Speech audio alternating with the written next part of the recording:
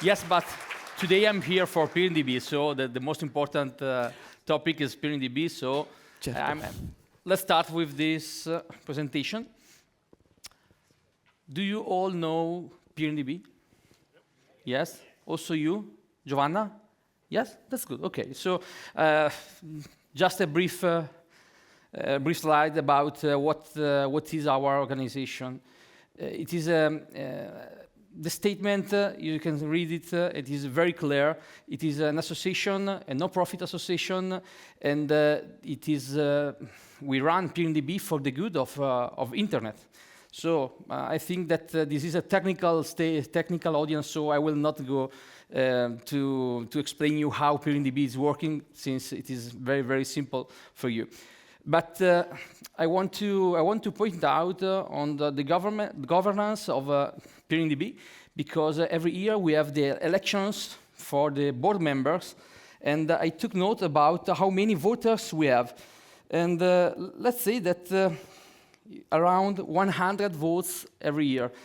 PeeringDB at the end of 2023 had 42,000 users. But from these 42,000 users, only 100 casted a vote. So we need a stronger participation from you, because it is all user maintained by the community, and we need the effort of all the community to go further. We are the 5 board members plus the secretary.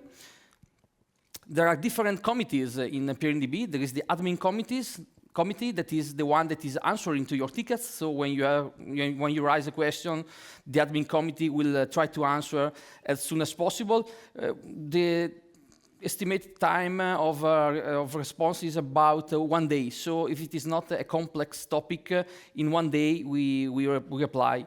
We are also searching for volunteers worldwide, so we are able to answer as faster as we can, because if we have teams all over the time zones, we are able to answer in a very fast way. The operation committee is the committee that is managing the regular operations, so that is managing how the servers, what kind of servers we have to use, what kind of providers we have to evaluate, and so on. The outreach committee is the committee that is spreading the word of PeeringDB. I'm also a member of the outreach committee. You are welcome to join any of these committees if you want to join. And the product committee is the committee that is taking care about all the submissions that the users are doing on GitHub. So do you want a new feature? Do you think that that feature can be very good in PeeringDB? So you just have to log in GitHub, and the community will see your suggestion and will decide with the thumb up or not if your suggestion is good. So with the consensus, PeeringDB, the program committee, will define if the community, if the suggestion is good. And so there is a process to understand what's next, because an idea could be great, but that idea could break everything that we already have running. So we need to analyze how many hours we need to put for the develop of that idea, and if it is working and the consensus is reached, we go ahead and we develop it. This is the growth from the end of 2022 to the end of 2023. As you saw, the 42,000 users. Yes, I remember correctly. And you see that all the records, all the details are increasing. Yes, the users is the easier to increase the number. The lower one is the number of internet exchanges. Yes, that's not so easy to increase exchanges, but 8% of new internet exchanges registered in PeeringDB. So I don't know if these exchanges were not registered the day before and then decided to register, or they're brand new. And also the data centers are increasing, the networks, and so on and so on. As I told you, if you want to join the committee, at the moment the admin committee is looking for volunteers. 20 minutes a day, around 1 hour a week if you want to contribute. And what do you have to do? You have to answer to tickets. So if you have an experience with PeeringDB, you could share it with other users. So if you're able to answer, no problem. We are glad that you answer. Otherwise, there are higher levels of volunteers that will be able to answer for you for the ticket. As I told you, 100 votes. It is easy to vote. There are different ways to be a member of PeeringDB. The user is just one user that enters the website and uses the function. The members are registered users. So if you have an internet exchange, if you have an AES number, facility, and so on, you can become a member. All the members can cast a vote. The only thing that the members have to do to cast the vote is register to the PeeringDB Gov mailing list. There are around 9 to 10 emails a year, so it is a sleeping email. But during the elections, that's the right place to receive the information, to understand who is. Also, if you want to become a board member, you can get the information from there, and you can get all the updates. Now I have some news. This news are quite new, has been presented during RIPE 89 in Prague. The slides were there. RIPE 89 will happen next week, but I have this preview that is only for Netno. One of the things that we are going to develop in future is modify the outputs and the information that the PeeringDB is containing. That's why we introduced a new way to search in the records. We also removed, we started to remove bad data. Bad data are, the news for this bad data is that we are collecting information from the RIRs, and if an AES number no longer exists, we are going to remove automatically from PeeringDB because it is an outdated information.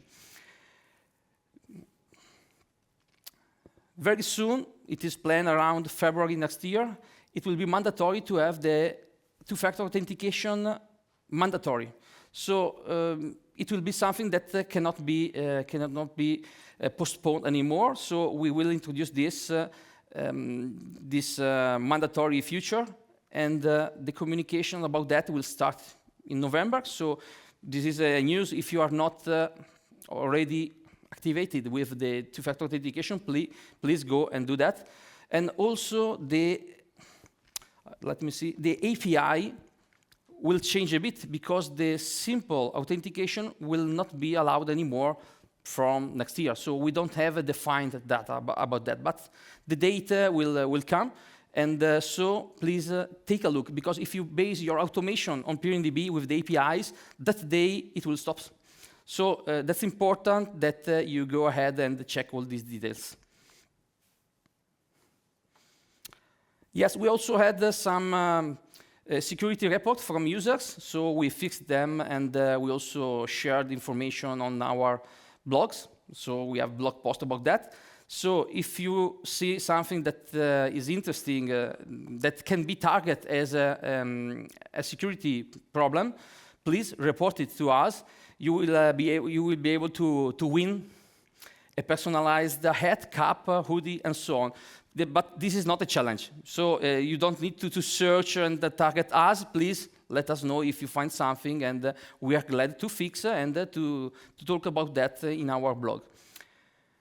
The blog posts are released every month, maybe also more than once a month, and every 6 months we release a digest with all the details. How many hours I have now, Giovanna? How many hours? Okay, this is the point of view of PeeringDB. Oh, I finished. This is the point of view of PeeringDB. As you can see, the first line is Sweden. Sweden has 24 internet exchange run by 7 companies. So I give you the key to read them. In the exchanges, there are 275 AES numbers, and 117 are AES numbers registered as local AES numbers. So they are from Sweden. The fourth column, the fourth number, is the number of facilities. So you have 57 facilities, data centers in Sweden. run by 34 companies. In these facilities, there are 272 ASNs, and 111 are from Sweden. The total AS numbers that are present in data center and exchanges are 372, and 151 are local AS numbers. So they are from Sweden in the first case. On PeeringDB, we have only 247 AS numbers registered from in Sweden. But checking the RIR, so RIPE and so on, we found 870 AS numbers. So it is just 28% of the AS that are present in PeeringDB. Yes, there could be a reason. Maybe it is a private, a corporate AS number. There are a lot of reasons that can lead to this. But it is important to add as more information as we can, because more information mean that we will be able to take decision about real data. So that's important. This is the comparison with other Nordics countries. Also Faroe and Greenland has been included, but yes, not so important. And what else? These are our sponsors, because we are not earning money from the users. We are not offering services, and we will never do that. And PeeringDB is 100% funded by the sponsors. So thanks to Netno, we are here at the home of Netno, that also offered us a table where you can find all our stickers, limited edition stickers. I printed them by myself, so they will never be available everywhere else. And you can see all the sponsors. If you want to join and be a sponsor, you can contact me. You can find me with a beer in my hand during the social evening. But I think that's all, and I respected the time that was requested to be. Thank you.